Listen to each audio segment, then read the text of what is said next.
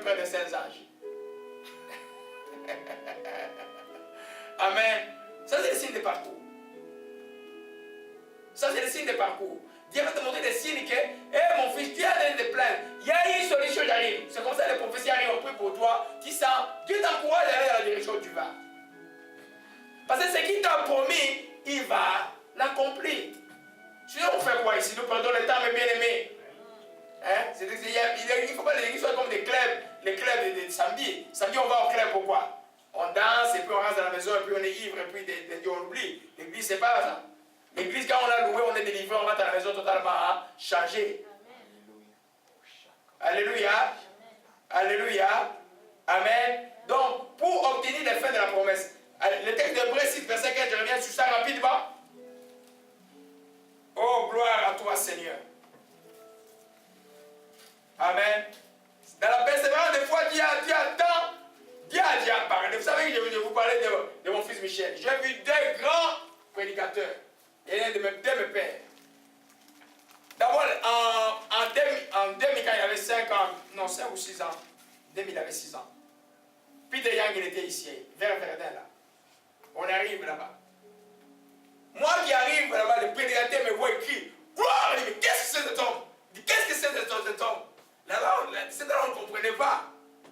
De la vie, la chose que Dieu a mis sur moi, à l'esprit, donc, c'est comme, il dit gloire, donc, il a reculé, moi j'ai reculé. Moi j'avais des filles, ouais. Alors mon frère, il était là, il dit, ah, mon frère, là, il a quelque chose. Mais après, il m'a posé le dos. Mais j'étais encore enfant. Ah, mais je ne savais pas ce que Dieu a mis sur moi. Alléluia. Alors, maintenant, on a amené mon fils. Il a dit simplement, be strong, young man. C'est fini. Il a une force là, incroyable. Il est passé par des choses incroyables qu'un humain ne peut pas passer. Amen. Et la deuxième fois, on est allé chez Pasteur Béni. L'autre fois, je ne suis pas allé à Pasteur Béni. Je vous dis, j'ai subi la honte de ma vie ce jour-là. J'étais seul avec mon fils. On sortait des stades. Mon fils a fait caca dans ses habits. Et puis les gens ils passaient autour de moi. J'ai enlevé le caca. Il avait quoi? 6 ans et demi. J'étais avec mes filles, ok? Donc on était dépassés. Je suis rentré. Dimanche, j'ai prêché. Je connais à prier pour les malades. Les malades sont guéris. Amen. Et je suis rentré la troisième fois, c'est là où on est monté sur le stade. C'est alors que le pasteur Béni a mis sa main sur lui et puis c'est fini. Alléluia. Et nous voyons maintenant tranquillement son progrès aller. Tranquillement. On attend et on verra la gloire de Dieu. Parce que ce que nous avons vu, ça accomplira. Si nous persévérons, persévérer. Alors, moi je suis dans cette école-là, vous ne pouvez pas, vous me voyez prêcher si vous ne voyez pas en train de pleurer là. Quand tu m'as vu là, tu ne m'as pas vu énormément triste là. Amen. Amen. Dieu est vivant. Parce que je sais que je vais obtenir l'effet de mes promesses. Je sais que les ennemis de Jésus qui vont être détruits totalement. Alléluia. Alors nous comprenons bien aimé que dans la vie, certaines choses vont arriver, tu ne peux pas imaginer. Amen. Mais tu dois pouvoir persévérer. Alléluia. Amen. Sans persévérance, il n'y a pas l'effet de la promesse. Tu ne vas rien voir. À moins que Dieu t'envoie un ange, j'appelle un ange, un prophète, quelqu'un de ses invités va prier pour toi. Par lui, Dieu te bénit. Mais il ne sera pas toujours là, comment il va faire? La vie continue tous les jours, lui ne sera pas toujours là. Alléluia. Amen. Alors la troisième chose dont vous avez besoin, et c'est la chose merveilleuse que le Seigneur m'a appris la nuit, c'est le succès. Regardez-moi, le succès. Mais le succès de l'homme intérieur. Alléluia. L'homme intérieur doit prospérer alors que l'homme extérieur est dépéri. Amen. Ce que j'appelle l'homme intérieur, c'est ton esprit, le vrai toi spirituel, doit prospérer. Souvent, c'est pendant que tu persévères à travers les épreuves qu'il lui grandit. Amen. Nos jeunes filles là qui viennent, qui donnent leur vie à Jésus, qui prennent tous les habits anciens du monde, sortent des choses du monde, sortent des choses comme ça là. Amen. Ils ont une dimension de vie, ils trouvent que c'est une autre vie là.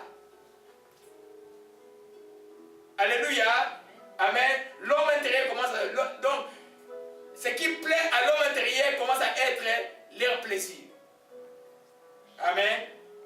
Pas ce qui plaît à l'homme extérieur. Mais l'homme intérieur, on va voir, allons-y, amen.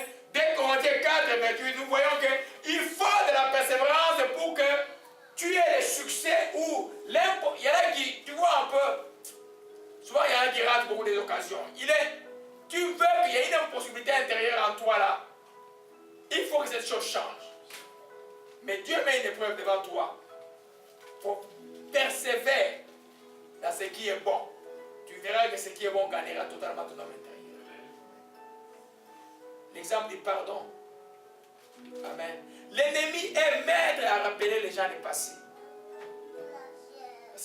Il est passé, ne peut rien changer. Alléluia. Si toi, tu regardes au passé, tu ne peux pas faire. Tu vas vivre dans la culpabilité d'abord des choses. Alléluia. Voyons un peu, 2 Corinthiens 4, versets 8 à 9. Amen, le succès de l'homme intérieur. Il y en a qui, malheureusement, ne profitent pas de ça. Ils ont connu beaucoup d'épreuves, mais ils continuent à vivre. Leur homme intérieur ne progresse pas. Ça, c'est une tragédie. Alléluia.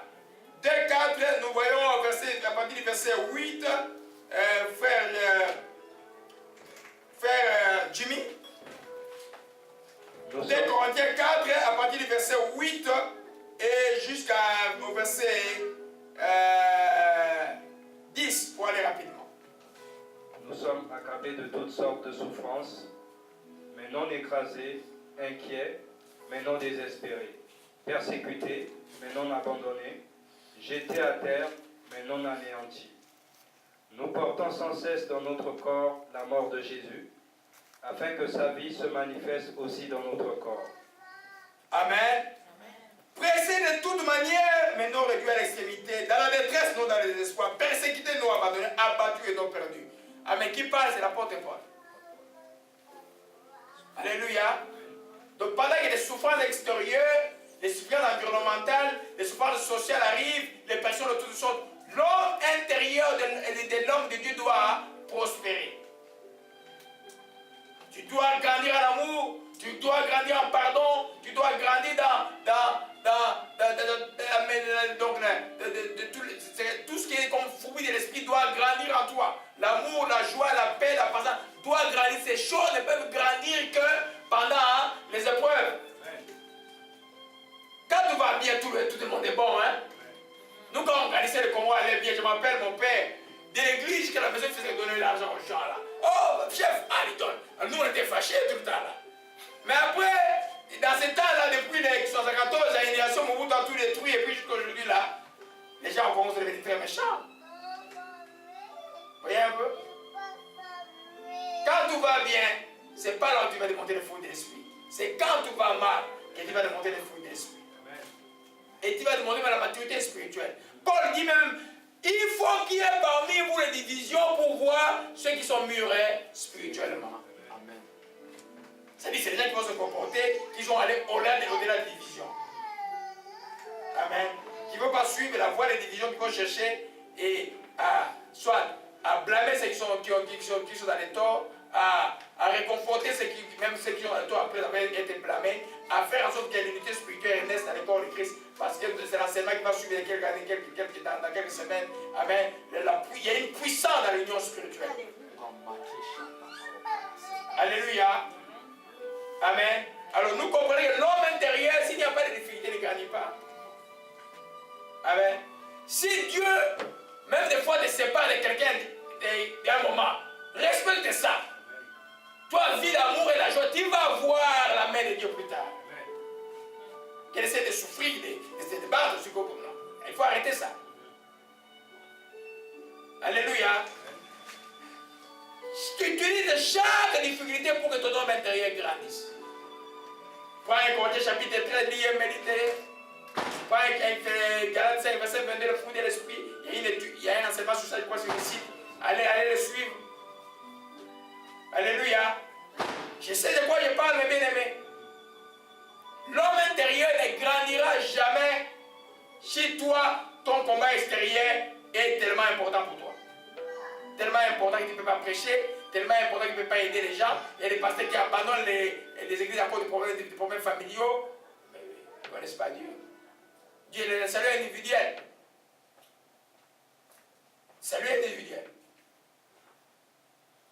Quand l'homme extérieur est amoindri, l'homme intérieur s'élève. Il a dit pressé de toutes parts, mais jamais amoindri. Alléluia.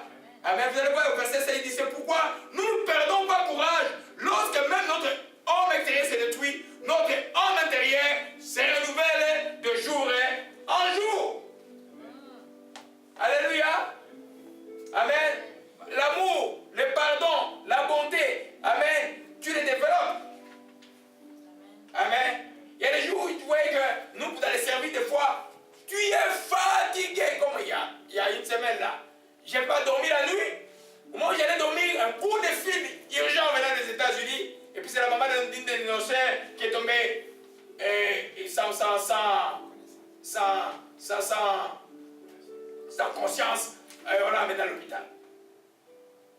J'ai dit, bon, j'ai mes sommeils. J'ai dit, oh non, non, non. Est-ce que c'est moi qui guéris? Non, c'est Dieu. Moi, il faut que je parle. Je me suis agenouillé. On a commencé à prier pendant 45 minutes. J'ai envoyé une email à certains de mes frères qui ont une vie de prière solide pour qu'ils prient. À 17h, elle était debout. Amen. On va donner une parole pour ça le jour même à midi. Amen. Alors, quand dire ça, une parole, tu m'envoies une email, brother. Ok. Alléluia. Mais c'est le corps de Christ, n'est-ce pas? Amen. Tu m'envoies une parole comme ça. Amen. Parce qu'à 17h, elle était debout. Parce que c'est une urgence. Alléluia. Mais j'étais fatigué. Alors quand je me suis endormi, j'étais pour me réveiller à 14h. Alléluia. Amen. Les primaires, les gens, c'est bon, nettoie l'université à gauche, à droite. Et tu bénis, comment dire, la réalité de la vie. Étienne commence à grandir en toi. Étienne, quand on a commencé à les frapper, qu'est-ce qu'il a vu? Il a vu quoi? Jésus est debout à la droite de Dieu le Père. Et quand il dit, ils ont frappé parce qu'il a vu ça. Alléluia. Amen.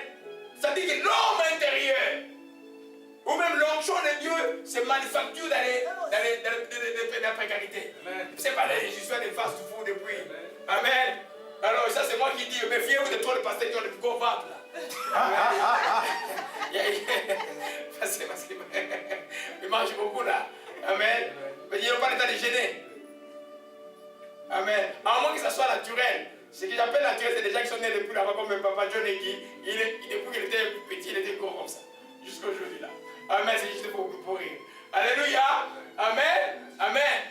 C'est dans les difficultés que vous voyez les choses. Alors si toi, la difficulté pour toi c'est éloigner des échappées ou tout le temps de plaindre ou de faire des cachotteries, arrêtez mon frère, arrêtez, tu peux être de temps. L'homme intérieur doit grandir. Je vous dis que cet enseignement vient des souffrances, cet enseignement d'aujourd'hui. Alléluia. L'homme intérieur doit grandir. Amen. Regardez l'expérience de l'homme intérieur qui a grandi. Paul les a frappés. Mais comme leur homme intérieur n'était pas brimé, ils ont fait quoi? Ils ont commencé à louer et à chanter la louange de Dieu. Et qu'est-ce qui s'est passé? Oh! La gloire est tombée. Elle est tombée à l'extérieur. Alléluia. C'est de l'intérieur que vient la vie. Je dis que ceux qui croiront en mon nom, les sources de vie couleront de l'air saint. C'est de ça que je parle. Alléluia. Amen. Dit mon homme intérieur doit grandir. C'est pourquoi je dois persévérer. Dans l'amour, dans la bonté, dans la maîtrise de soi. Je dois persévérer. Amen. Celui qui a pardonné véritablement